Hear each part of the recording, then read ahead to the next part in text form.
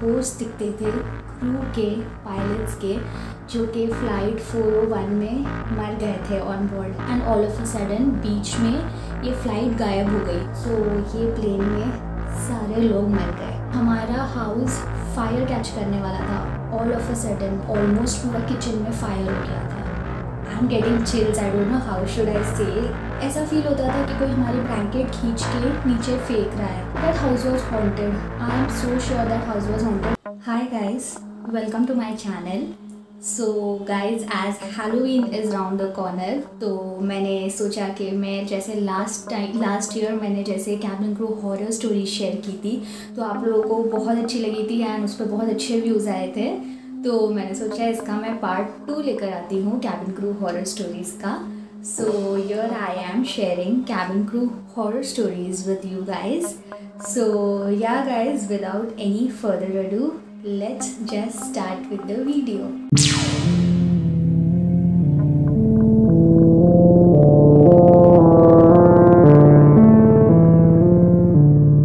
So guys, firstly before starting the video, I would like to wish you all a very happy Halloween. तो अभी इसके पहले मैं आपको एक डिस्क्लेमर देना चाहती हूँ कि मुझे अब नहीं पता कि ये वाला जो इंसिडेंट्स जो हुआ है वो रियल है या फेक है, तो ये आपके ऊपर है। बिकॉज़ मैं आर्टिकल्स में पढ़ती हूँ एंड उससे मुझे पता चलता है कि क्या है क्या नहीं। Because these are the story shared by real cabin crew, तो उनकी स्टोरीज़ है ये शेयर की हुई। सो या गाइज, मैं उसी पे बिलीव करके मैं आपको बता रही हूँ। सो yeah this is the disclaimer. तो guys, the very first story is about haunted airline. तो मैं आपको पढ़ के फिर एक्सप्लेन करती हूँ कि एग्जैक्टली क्या हुआ था हॉन्टेड एयरलाइन में। On December 29, 1972, a Lockheed L1011 TriStar of Eastern Airlines Flight 401 crashed in South Florida. तो ये जो एयरलाइन थी वो उसका एक एयरक्राफ्ट साउथ फ्लोरिडा में क्रैश हो गया था। 101 of 176 people on board died, including the entire cockpit crew. तो 176 पैसेंजर्स में से 101 लोग मर गए on board, including the cockpit crew. Entire cockpit crew मतलब जो पायलट्स थे वो भी उसके अंदर, they died. It was an aviation disaster of yet unseen scale and the one to be caused by a mere distraction. Pilots were trying to fix a malfunctioning light bulb and did not notice that the autopilot was disconnected. तो pilot, ये actually एक मिसफंक्शनिंग हो गई थी। Pilot light bulb try कर रहे थे fix करने का, but they didn't realise that the autopilot was disconnected. तो जैसे कि फ़्लाइट ऑटो पायलट पे डाल देते हैं पायलट्स, तो वो जो चीज़ है उसकी वजह से फ़्लाइट उड़ पाती है ऑटोमेटिकली। तो पायलट्स ने वो ऑटो पायलट को डिस्कनेक्ट हो गया था, उस पर उनका ध्यान नहीं गया। As the crash was investigated and the parts of aircrafts were collected, rumors began to spread. Some said that salvage parts were used in other L101s and that those parts were cursed. तो अभी जैसे कि ये incident हुआ and then उसके जो parts जब पता चले तो उसके बाद लोग रूमर स्प्रेड करने लगे कि ये कोई कर्स्ड पार्ट्स है, कर्स्ड एयरक्राफ्ट के पार्ट्स है। जैसे कि कोई एयरक्राफ्ट में किसकी डेथ हो गई है या कोई एयरक्राफ्ट क्रैश हो गया है, तो ये कर्स्ड वो एयरक्राफ्ट के पार्ट्स है, इसीलिए वो बोलते हैं ना एक सही नहीं है, अनलकी है, कर्स्ड है। तो ऐसा लोग बोलने लगे। Pilot said they started to see ghosts, souls of dead Flight 401 crew members flying on airlines airplanes. तो जो पायलट्स थे, जो वो एयरक्राफ्ट फ्लाई करने लगे थे, जो दूसरे पायलट्स थे, तो वो बोलने लगे कि उनको घोस्ट दिखते थे क्रू के पायलट्स के, जो कि फ़्लाइट 401 में मर गए थे ऑन बोर्ड। तो वो लोग को एज पैसेंजर वो लोग दिखते थे। So this is a bit fishy, right? And then the airline tried to go after people spreading those stories, but it did not work. According to some accounts, eventually Eastern had to remove all the salvage parts from the airlines trying to stop the haunting, although the aircraft themselves remained flying for a long time after that. तो बहुत सारे ये सारी चीज़ें सुन के फिर बाद में एयरलाइन ने फाइनली डिसाइड किया कि वो सारे पार्ट्स निकाल के रिप्लेस करते हैं दूसरे पार्ट से, बिकॉज ये लोगों को काफ़ी ज़्यादा हॉन्ट कर रही है। तो ये सारी स्टोरी है एक हॉन्टेड एयरलाइन की। तो या it is a bit fishy. तो या now the second story is of the plane of dead people. Yes, तो ये प्लेन ऑफ डेड पीपल क्यों है मैं आपको अभी बताती हूँ।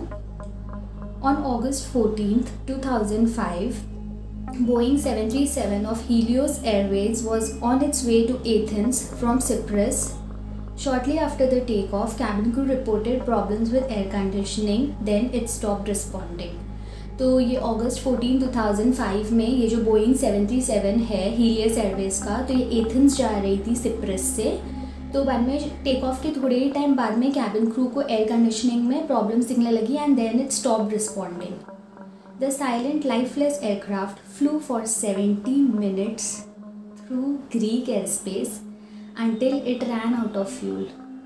तो ये जो एयरक्राफ्ट है ये 70 minutes तक ग्रीक एयर स्पेस पे फ्लाई करता रहा and then it ran out of fuel, veer to the side and crashed into hills. तो ये फिर बाद में फ्यूल ख़त्म हो गया तो ये क्रैश हो गया।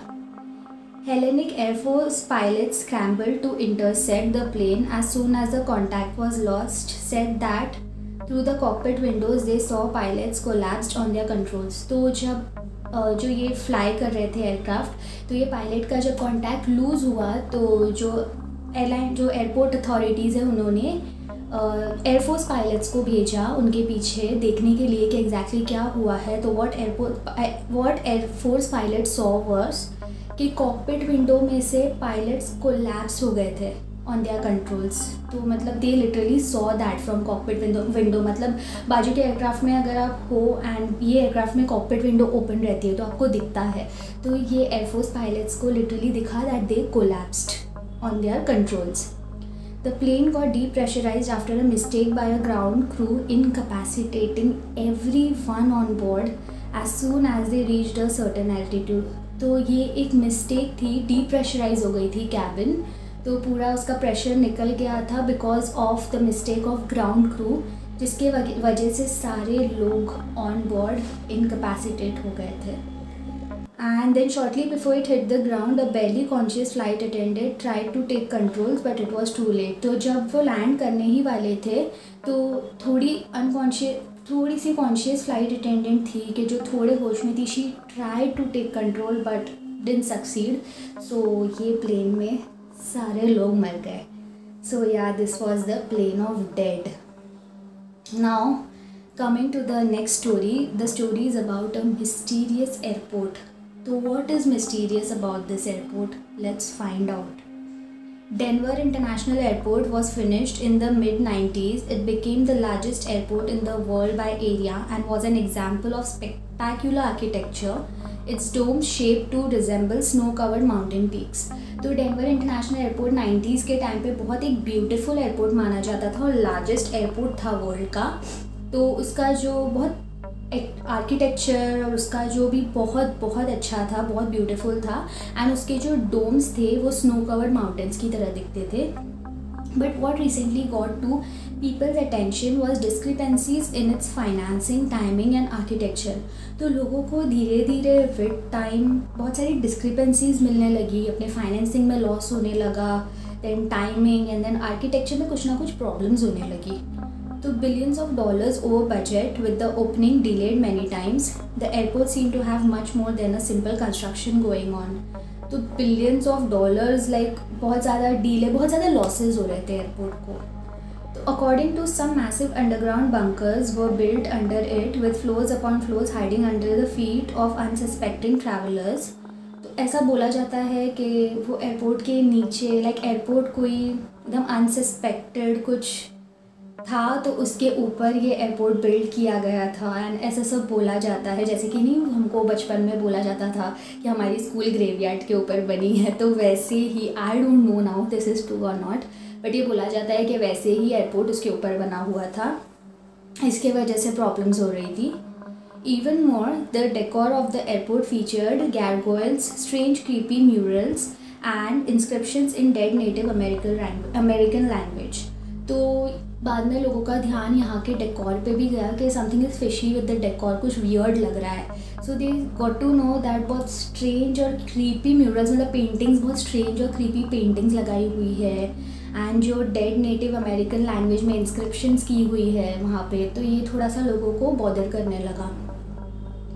One speculated that the facility is a center of some occult activity. Others that a secret military base is hidden under it, perhaps conducting studies on or together with some extraterrestrial beings. Later, the airport tried to capitalize on its infamy, conducting conspiracy-inspired tours and integrating lizard people into the marketing. तो यही चीज़ बहुत ज़्यादा लोगों के दिमाग में थी कि ये एयरपोर्ट किसी इसके ऊपर, जैसा कि हम ग्रेवयार्ड बोलते थे, तो इसमें इन्होंने कुछ मिलिट्री बेस के ऊपर बनाया हुआ है, कुछ नीचे कुछ सीक्रेट कुछ चालू है, एंड देन उसके ऊपर पेंटिंग्स अजीब सी scary and dead native American language में जो स्क्रिप्ट्स लिखे हुए थे, तो वो चीज़ लोगों को बहुत बॉदर करने लगी. तो या इसके वजह से डेनवर एयरपोर्ट मिस्टीरियस एयरपोर्ट बन गया था, डेनवर इंटरनेशनल एयरपोर्ट. सो या गाइज, तो अभी मैं आपको ये एक स्टोरी बताने वाली हूँ जिसमें the plane that vanished, plane गायब हो गया. Everybody knows the story of Malaysia Airlines flight 370. What many forgot is how mysterious it seemed at initial stages. तो ये स्टोरी है मलेशिया एयरलाइंस के फ़्लाइट 370 की. तो ये जो मैं आपको शॉर्ट में बता दूँ, तो फ़्लाइट 370 जा रही थी कुआलालंपुर से बीजिंग. तो ये फ़्लाइट जा रही थी and all of a sudden बीच में ये फ़्लाइट गायब हो गई.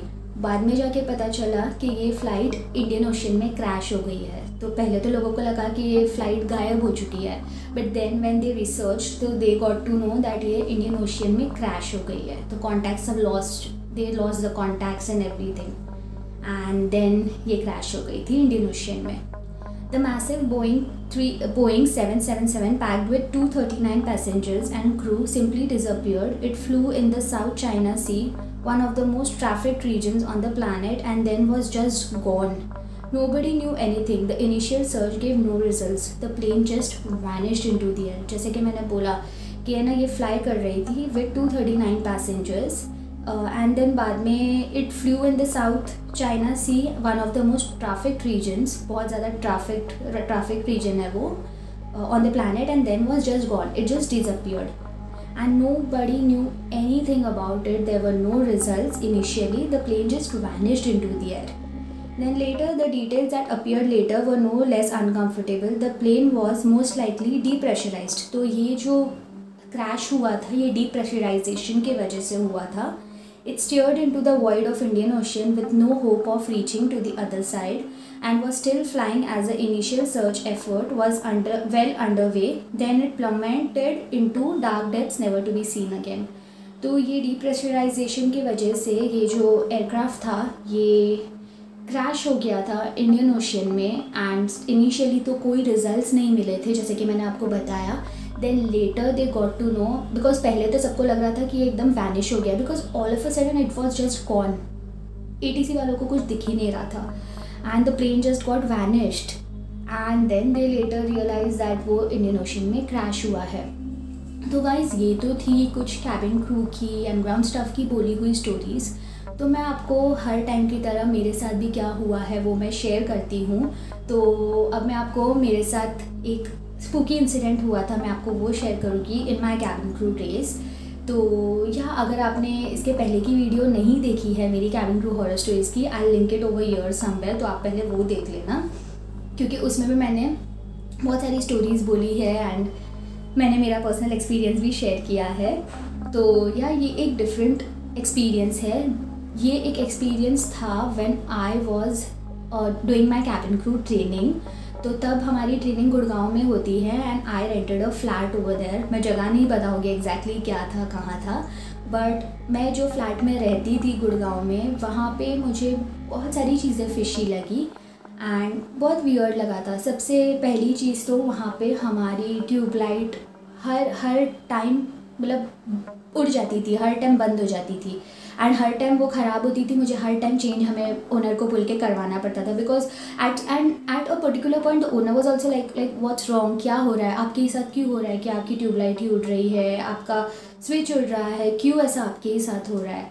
एंड देन बाद में एक और चीज़ हुई कि हमारा हाउस फायर कैच करने वाला था all of a sudden out of nowhere. तो हमने सिलेंडर लगवाया था वहाँ पे, छोटा वाला सिंगल वाला आता है, हमने वो लगवाया था। And then all of a sudden वो जो चेक करने आते हैं ना, तो 3 सिलेंडर्स कुछ चेंज करवाए हमने, क्योंकि वो कितना भी करो उसका गैस लीक होता ही था।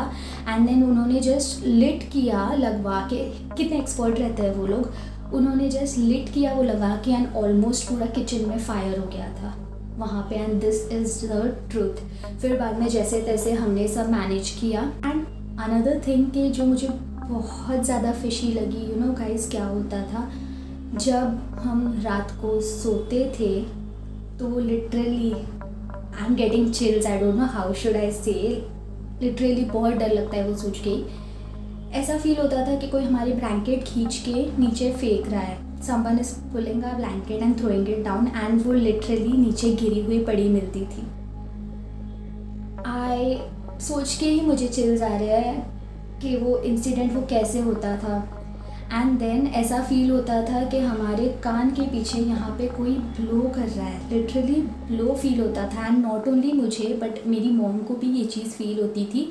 एंड लिटरली लाइक मेरी मॉम की ब्लैंकेट सुबह में गिरी हुई रहती थी एंड मेरी ब्लैंकेट गिरी रहती थी। एंड अगर मैं सिर्फ मुझे दिख रहा है कि मेरी मॉम की कोई ब्लैंकेट पुल हो रही है एंड मेरी मॉम को दिख रहा है कि मेरी ब्लैंकेट पुल होके कोई नीचे फेंक रहा है, योर ब्लैंकेट लाइक आपके नीचे आ सकती है एंड कोई ऐसा पुल करते हुए दिखेगा, तो लाइक ऐसा कभी होता नहीं है। Someone is blowing below your neck के पास। तो वो काफ़ी ज़्यादा फिशी था। एंड मुझे that house was haunted, I am so sure that house was haunted, because मेरी मॉम ने भी यही बोला था कि वो हाउस हॉन्टेड है।